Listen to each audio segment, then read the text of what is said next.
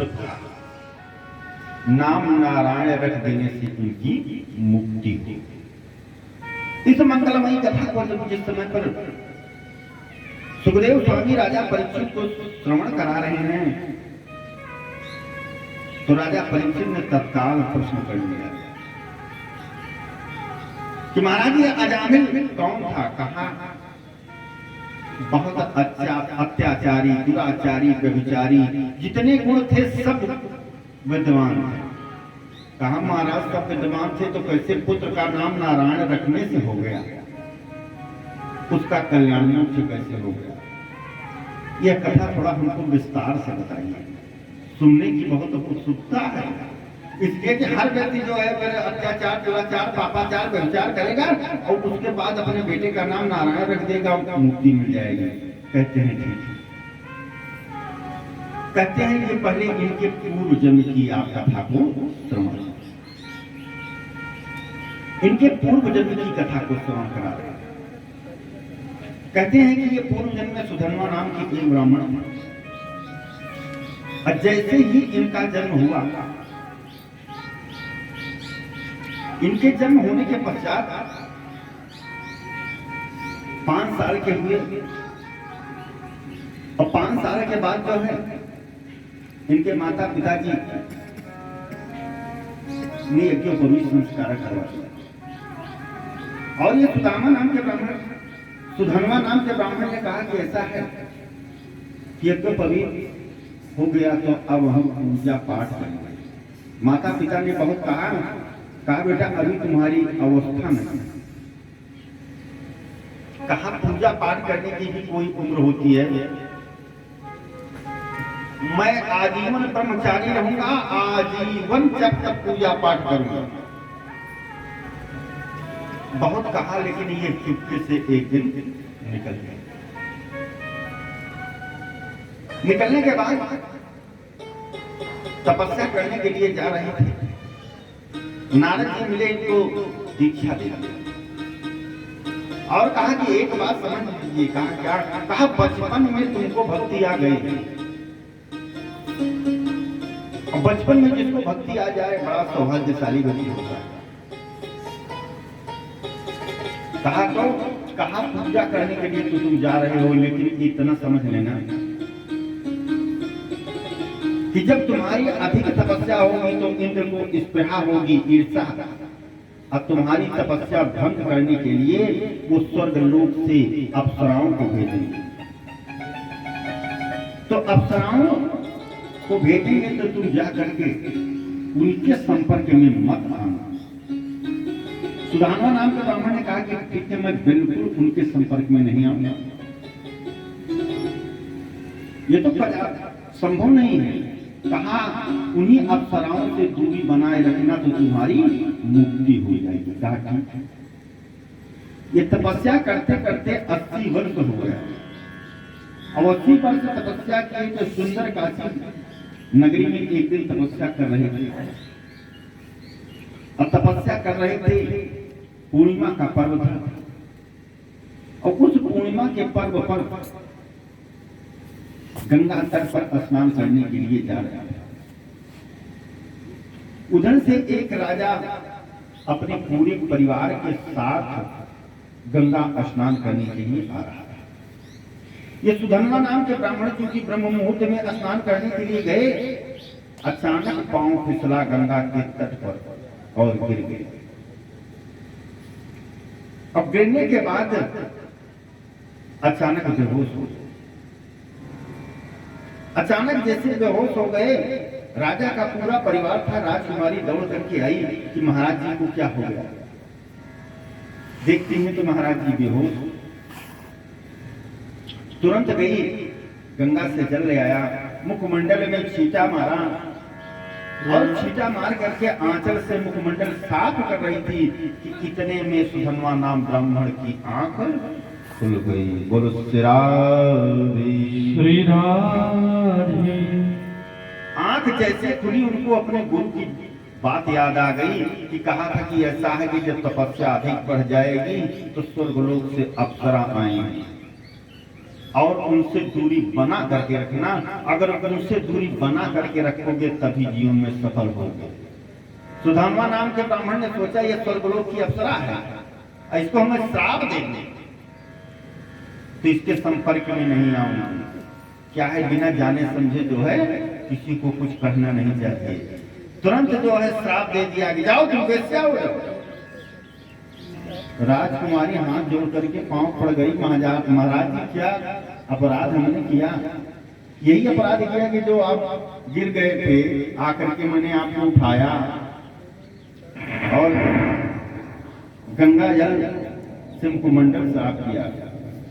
जब सब लोगों ने कहा भाई अपराध तो हो गया है, कहा अपराध हो गया है तो क्या करें, कहा क्षमा करो, कहा व्यथा न जाए देव ऋषि वाणी। राजा रानी भी बहुत आग्रह किए, कहा लेकिन ये संभव नहीं है। कहा कि ठीक है संभव नहीं है। राजकुमारी ने कहा कि आपने मुझको वेश्या होने का श्राप दे दिया है, मैं भी तुमको श्राप देती हूं कि तुम इसी वेश्या के चक्कर में संपूर्ण जीवन नष्ट कर दो।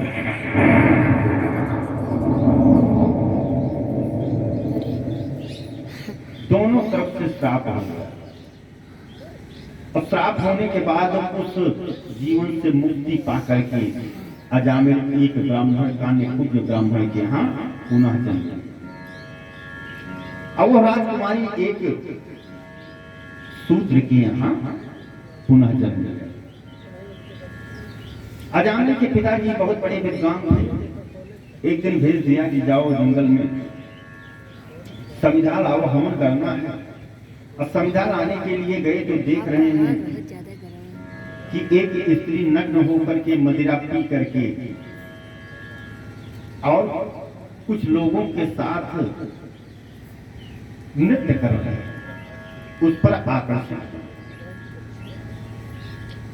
वहीं रुक गए और धीरे धीरे घर का जितना धन धान्य था सब उसी को दे डाला और दे डालने के बाद अंत में उसी से विवाह हो गया।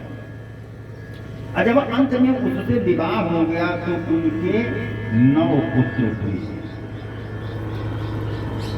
9 पुत्र हुए और उधर ब्रह्मा बाबा तो सबका खाता खोलते रहते हैं कि कितना किसने पुण्य अर्जित किया है, उसी के हिसाब से उसको फल भी देना। और जब 9 पुत्र हो गए तो ब्रह्मा बाबा ने देख लिया हिसाब खोल करके कि कितना हो गया है। नारद जी से कहा कि ऐसा है कि जाओ और इनकी तपस्या जो है उदय कर दो। कहा कि ठीक है। नारद जी वहीं से चल दिए ब्राह्मण का वेश धारण करके। अब नारद जी वहीं से जब चल देते हैं, इधर अजामिल जो है आज डकैती के लिए सुबह से बैठा है लेकिन कहीं उसको कुछ मिल नहीं पा रहा। उस रास्ते से कोई नहीं आया। हरि का गुणगान करते हुए नारद जी का आगमन हो गया। आइए 2-4 बार भगवान नाम को उच्चारण करते हैं। श्रीमन नारायण नारायण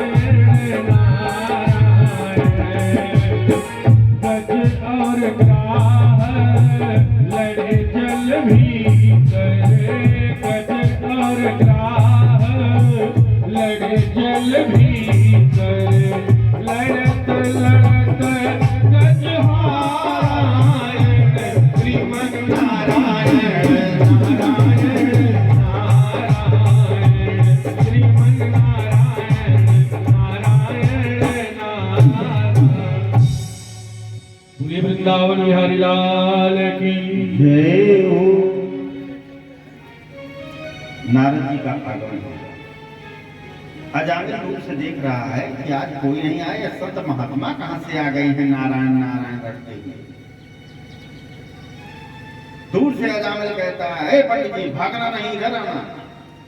नारद जी ने कहा कि वहीं आ रहे हैं, चिंता मत कीजिए। नारद जी पहुंचे, कहा झोली हमको दो। क्या है इस झोली में? ले लिया तो देखते हैं क्या है, शालिग्राम की मूर्ति। पुनः झोली में देखते हैं तो शंख।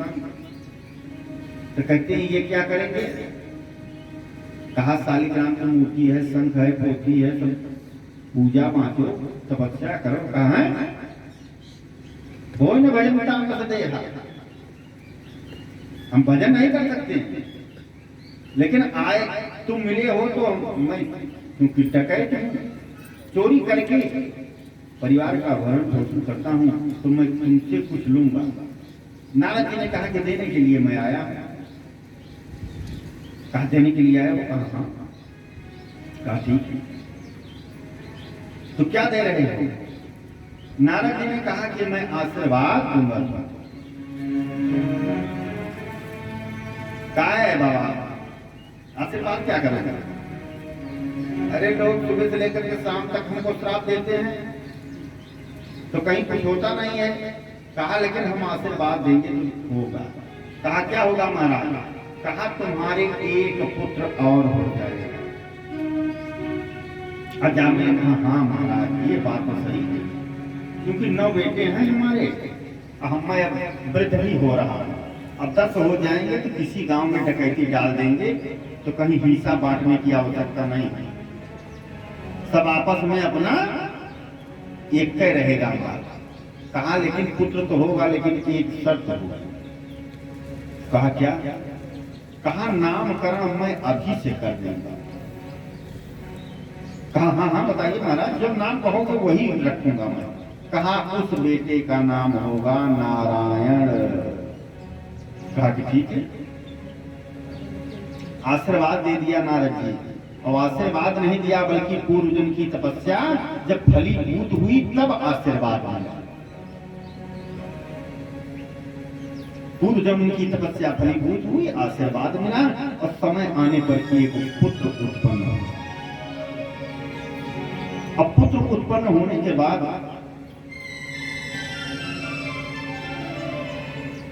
उत्सव किया, और उत्सव के बाद नाम रखा नारायण,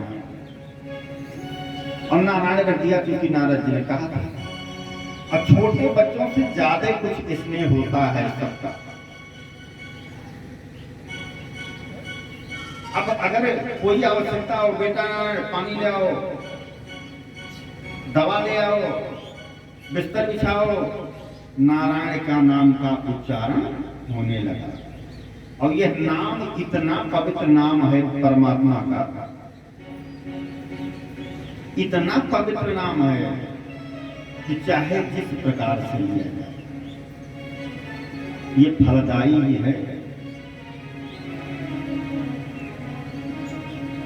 जब बाबा गोस्वामी तुलसीदास रामायण की रचना कर रहे थे तो लोग पहुंच गए जो ज्ञानी पुरुष।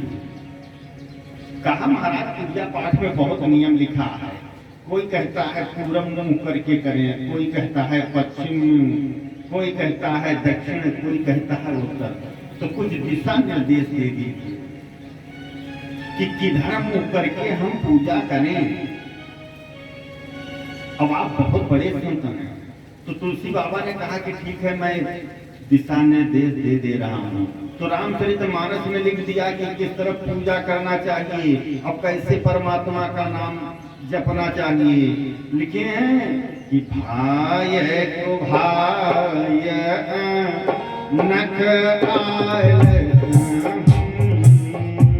भाय को भाय अनख आयल से हो, ये भाय को भाय अनख आयल से हो, नाम जपत मैं गले सिद्धत हो, नाम जपत मैं गले सिद्धत।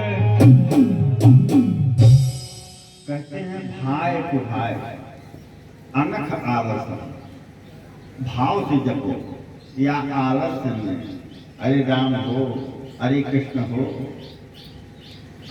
आलस्य में भी नाम जपत मंगल, नाम जपो मंगल होगा। कब होगा?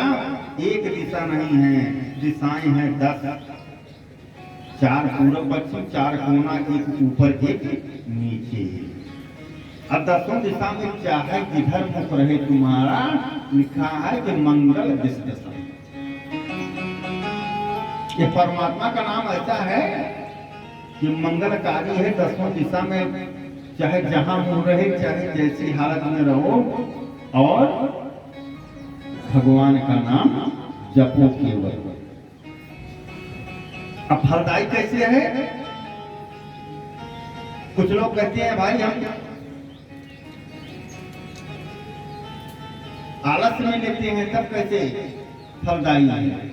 तो संत लोगों ने समझाया कि जैसे अग्निदेव है ना, अगर हम उनसे प्रेम करते हैं, कहते हैं कि भैया हम थोड़ा प्रणाम करेंगे सर टेक करके, तब पर भी अग्नि जला देगी। और दुश्मनी से अगर अग्नि में हाथ डालेंगे तब पर भी जला देगी, क्योंकि अग्नि का काम केवल है जलाना। अब भगवान का नाम जो है तारक मंत्र है, तो तारक मंत्र है तो क्या है? वो तारेगा, जिसका जो काम है, किस प्रकार से जैसे अग्नि जला देती है उसका काम हो, जैसे भगवान का नाम है व्यक्ति को तार देना, वो तार देगा। इसीलिए हमारे वैदिक सनातन परिवार में यह व्यवस्था बनी कि आज पुराने नाम जिसके भी हैं सब भगवान के नाम पर भी हैं। इसी आधार पर जो तुलसी बाबा ने लिखा, भाई भाई अनक आरस हूँ, नाम जपत मंगल देश हूँ। चाहे गांव में पुराने जमाने में जिसका नाम देख लीजिए, सबका नाम जो है भगवान के नाम पर ही है, चाहे जिसको देख लीजिए, क्योंकि ये तारक नाम है। जितने नाम है, विष्णु सहस्त्र नाम, गोपाल सहस्त्र नाम, किसी नाम का उच्चारण करने से व्यक्ति तर जाता है। लेकिन आज सभ्यता बदल गई। आज तो कहते हैं अगर नया बच्चा हुआ और किसी का नाम रख दिया माता प्रसाद या देवी दीन, कुछ भी परमात्मा के नाम पर ना, तो कहते हैं बहुत पिछड़े लोग। अब तो माताएं क्या करती हैं? टिंकू, रिंकू, पिंकू, जिसका कोई भावार्थ नहीं है, ऐसा नाम रखती है कि चाहे कितना बुलाओ, कहीं परमात्मा का नाम आने वाला नहीं है। ये सनातन धर्म जो है इसी प्रकार से बिगड़ रहा है। पुराने जमाने में, जबकि पुराने जमाने में जो हमारे आविष्कार हुए हैं, जैसे कल हमने कथा बताया कामद विमान, उस विमान पर बैठ करके कर्दम ऋषि और माँ देवहूति बहुत दिन भ्रमण किए। जहां कामना करो वहीं जाने वाला है। आज जो विमान हुए हैं हवाई जहाज, उसके लिए पेट्रोल की आवश्यकता है, उतरने के लिए स्थान की आवश्यकता है। कामत विमान अगर यहीं चाहेंगे तो यहीं उतर जाएगा। तो हम तो सबसे निवेदन करेंगे माताओं से विशेषकर, क्योंकि पुरुष वर्ग तो चाहता है कि हमारा बेटे का नाम जो है परमात्मा के नाम से, लेकिन अपने अपने बेटे का नाम जो है अवश्य भगवान के नाम पर। भगवान के अनेकों नाम हैं, किसी एक नाम पर अपने बेटे का नाम रखें। बोलो श्री राधे।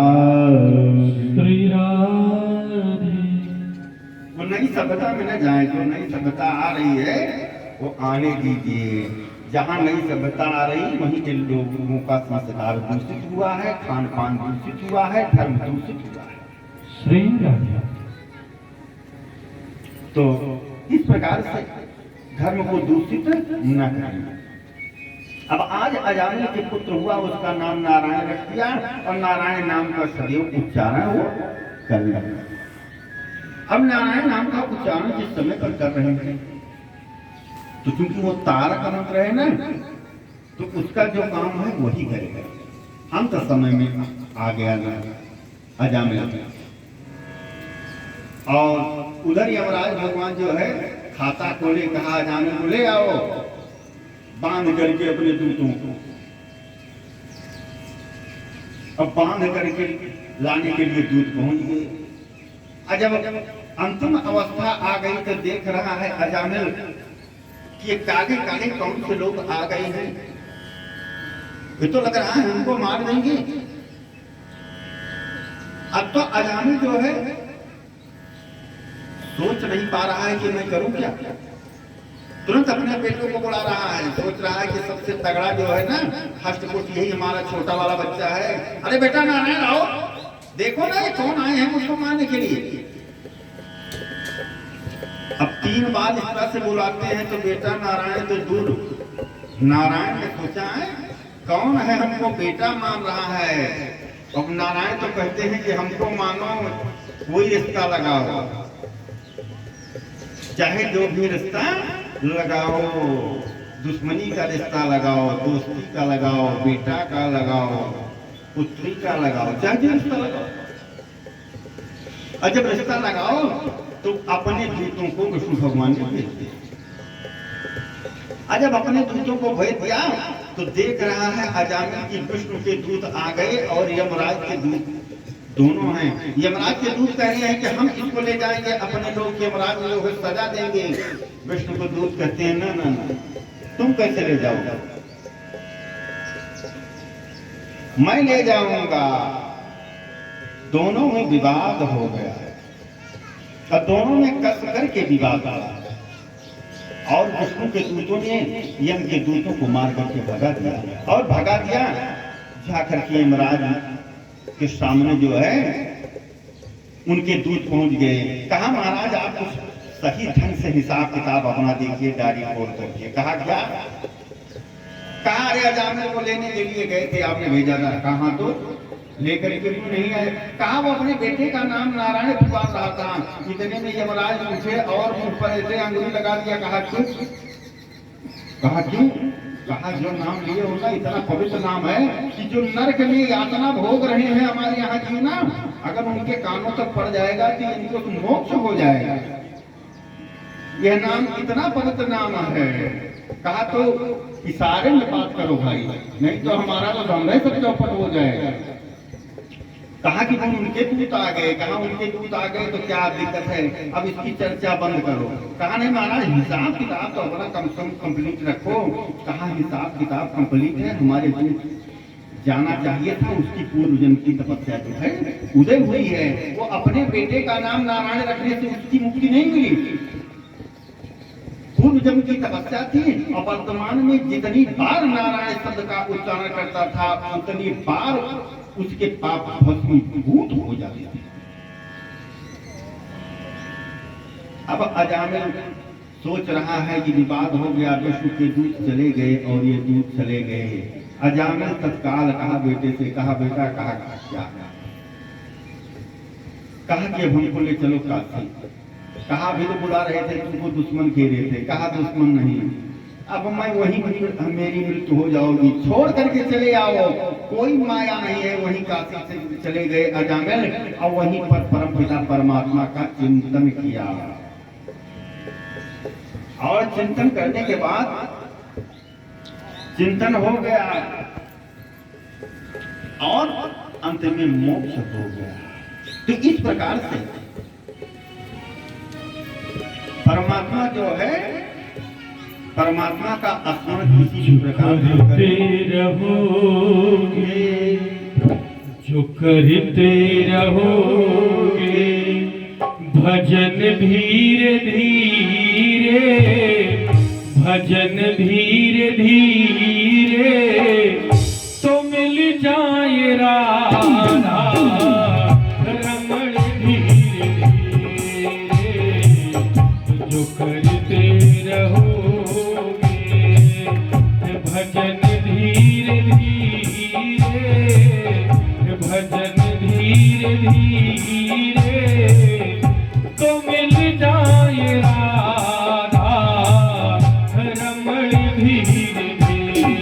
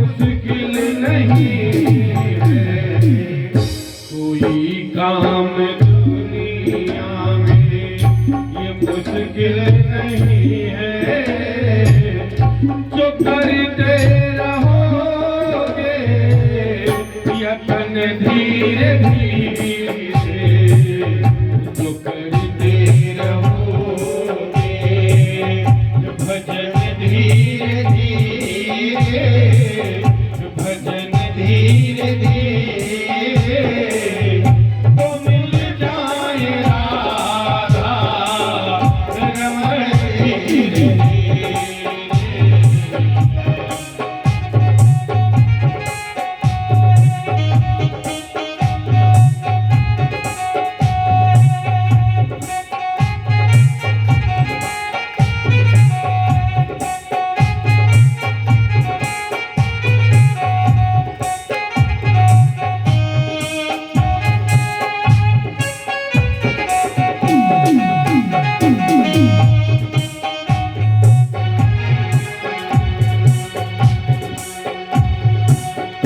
अगर उनसे मिलने की है दिल में तमन्ना, अगर उनसे मिलने की है दिल में तमन्ना, अगर प्रभु से मिलने की है दिल में तमन्ना, अगर प्रभु से मिलने की है दिल में तमन्ना, है दिल में तमन्ना, है दिल में तमन्ना, अगर प्रभु से मिलने की है दिल में तमन्ना, करो शुद्ध अंतःकरण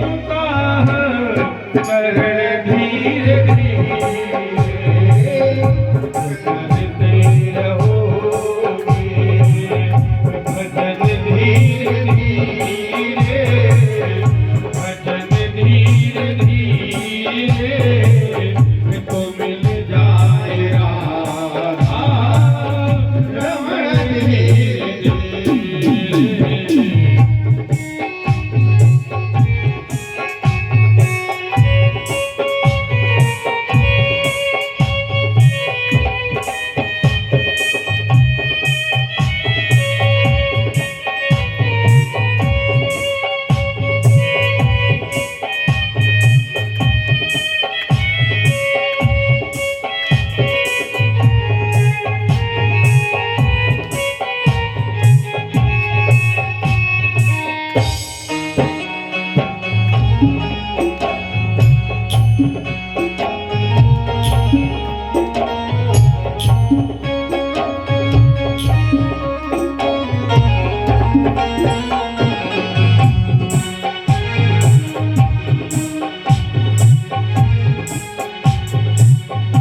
करो प्रेम से भक्ति ये सेवा हरि की, करो प्रेम से भक्ति ये सेवा हरि की हो, करो प्रेम से भक्ति ये सेवा हरि की, करो प्रेम से